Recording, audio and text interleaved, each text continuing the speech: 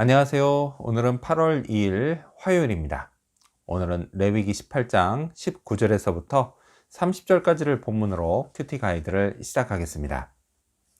먼저 오늘 이 본문을 통해 제가 묵상한 하나님은 당신의 백성을 아끼시는 분입니다.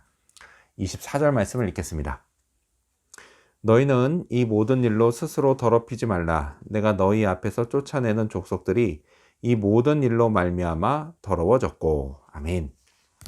하나님은요, 이스라엘 민족에게 장차 너희가 쫓아낼 족속들, 곧 가나안 땅의 족속들이 문란한 성행위로 멸망했다는 사실을 상기시키시면서 그들에게 문란해지지 말 것을 명령하셨습니다. 하나님은요, 백성들이 스스로를 더럽히지 않도록 여호와의 규례와 법도를 지키라고 말씀하십니다. 또요, 행여 그런 죄를 저지르는 사람이 있다면 그가 이스라엘 사람이든 아니면 그들에게 얹혀 사는 사람이든 그것과 상관없이 모두 다 백성 중에서 끊어질 것이다 라고 경고하십니다. 자, 하나님이요, 그냥 죽는다 라고 말씀하실 수도 있었을 텐데 끊어진다 라고까지 말씀하셨다 라고 하는 건요, 이 죄가 얼마나 심각한 죄인지를 보여줍니다. 하나님은요, 아주 강하게 경고하십니다. 자, 이렇게까지 하시는 이유가 뭘까요? 여러 가지 이유가 있지만 무엇보다도 하나님은 당신의 백성들을 너무도 아끼시기 때문입니다. 자, 이건요, 하나님이 하시는 말씀을 통해 엿볼 수 있습니다. 21절과 30절 말씀을 읽겠습니다. 너는 결단코 자녀를 몰래에게 주어 불로 통과하게 하므로 내 하나님의 이름을 욕되게 하지 말라. 나는 여호와이니라. 자, 그리고 30절을 보면요. 그러므로 너희는 내 명령을 지키고 너희가 들어가기 전에 행하던 가증한 풍속을 하나라도 따름으로 스스로 더럽히지 말라. 나는 너희의 하나님 여호와이니라. 아멘. 자, 하나님은요, 너희 하나님의 이름이라고 말씀하십니다. 또요, 나는 너희의 하나님 여호와라고도 말씀하십니다. 자, 이렇게 하나님은요, 이스라엘 민족과 당신을 동일시하십니다. 어쩜 하나님은요, 너희 잘못은 곧 내 잘못, 이렇게까지 생각하지 않으실까요? 자식이 잘못하면요, 그 잘못을 부모가 마치 자기 잘못으로 생각하는 것과 같이 말이죠.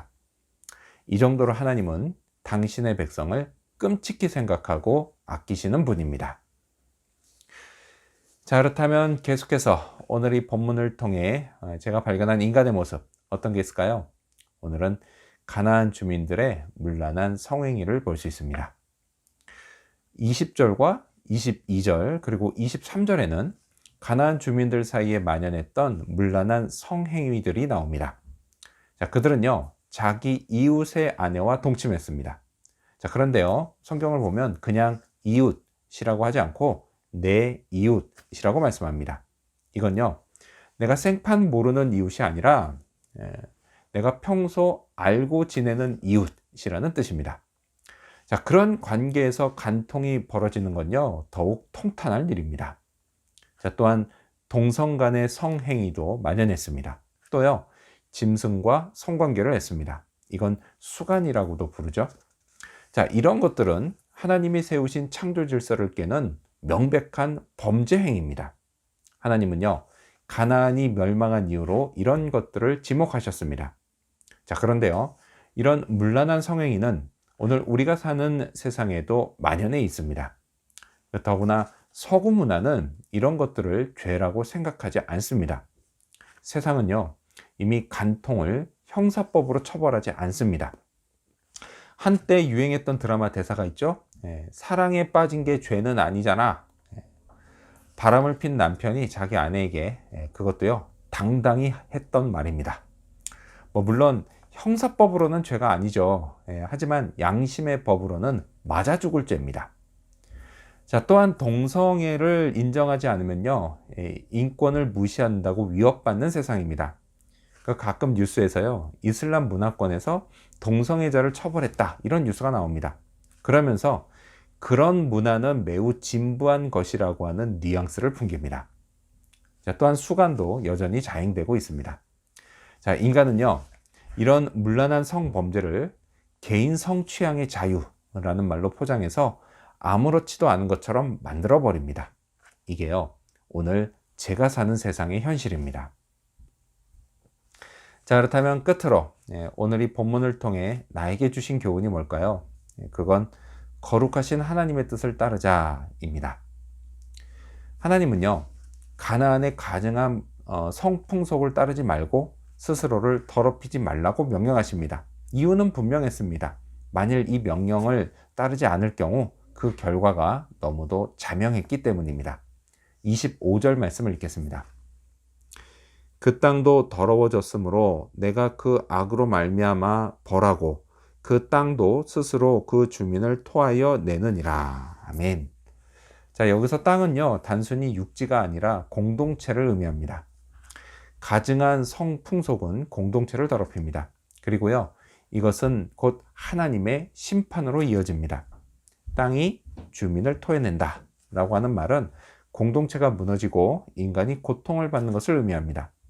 자, 이런 일은요, 오늘날 어렵지 않게 찾아볼 수 있습니다. 간통으로 가정이 파괴되고요, 공동체가 무너집니다. 또 에이즈 같은 성병과 이전에 경험해 보지 못한 질병으로 많은 사람들이 죽어가고 있습니다. 이로 인해 얼마나 큰 고통이 따르고 있나요? 이런 세상을 살다 보니 가증한 성풍속의 영향에서 자유로울 수가 없습니다. 주변 곳곳에요, 유혹거리들이 널려 있습니다. 그것을 과감하게 척결해야 합니다. 그것이 살 길입니다. 특히요, 성적인 것은 한 번 유혹에 넘어가면 그 결과가 너무도 치명적입니다. 한순간에 멸망에 이릅니다. 이런 고통을 받지도 말고 유발하지도 않기 위해 하나님의 규례와 법도를 따라야 합니다. 세상은요, 그게 진부한 거라고 비난해도 그게 가장 안전한 길입니다. 하나님의 말씀, 마음에 새기고 살아야겠습니다. 거룩하신 하나님의 뜻을 따르며 살아야겠습니다. 오늘도 그런 하루가 되기를 소망합니다. 기도하겠습니다. 당신의 백성을 아끼시는 하나님, 문란한 성문화의 유혹, 그것에 넘어가지 않도록 거룩하신 하나님의 뜻을 따르며 살게 해 주시옵소서.